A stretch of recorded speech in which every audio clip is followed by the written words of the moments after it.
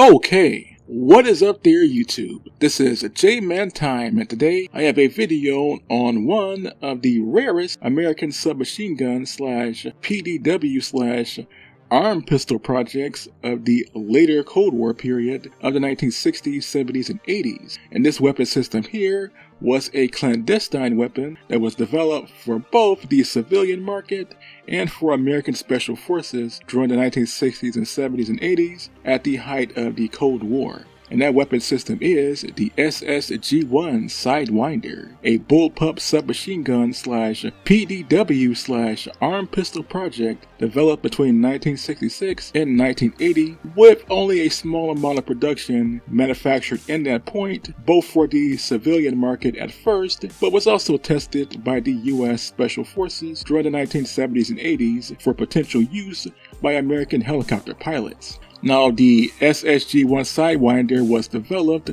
by a lesser-known inventor by the name of Sidney McQueen, who worked for the S&S Small Arms Company based in Albuquerque, New Mexico back in the late 1960s. The project began in 1966, and the first prototype was developed in 1968, with several more prototypes and even a few small batches of test models submitted to the U.S. Special Forces between the 1970s and early 1980s. The weapon was chambered for two separate cartridges, as there were three different models. There was the SSG-1 and the SSG-2, and also the SSG-3.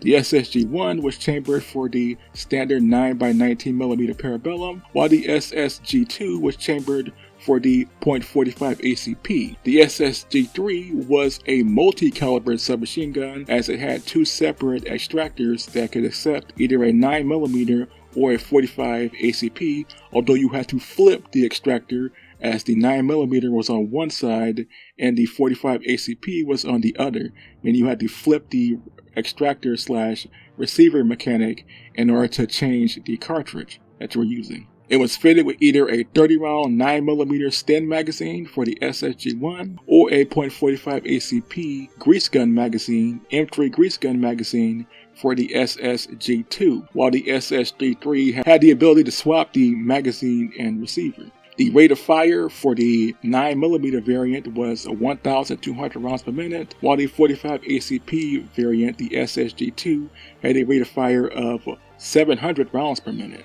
This weapons project was originally developed for the civilian market at first. Now, this was in the late 1960s, where submachine guns were still being purchased before the 1980s era assault weapons ban that was put into place during the Reagan era.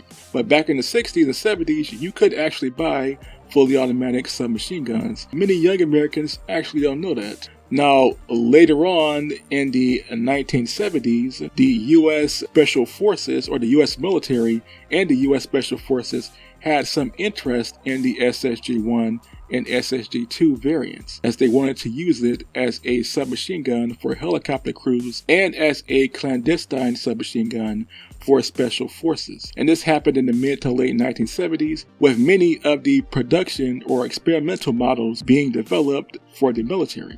Ultimately, by 1980, the U.S. military and the U.S. Special Forces had no interest in the SSG-1, and the project was basically canceled in the year of 1980. Now, the SSG-1 also goes down in history as being one of the first submachine guns to use a red dot sight, a red dot laser-guided sight. It was fitted with a Weaver QuickPoint R1 laser red dot sight, and this was one of the first submachine guns to use this kind of attachment, although it was never put into production, so it never saw frontline use. The SSG-1 as a whole is considered three different weapons in one. It is both a bullpup submachine gun, an early PDW or personal defense weapon, and an arm pistol.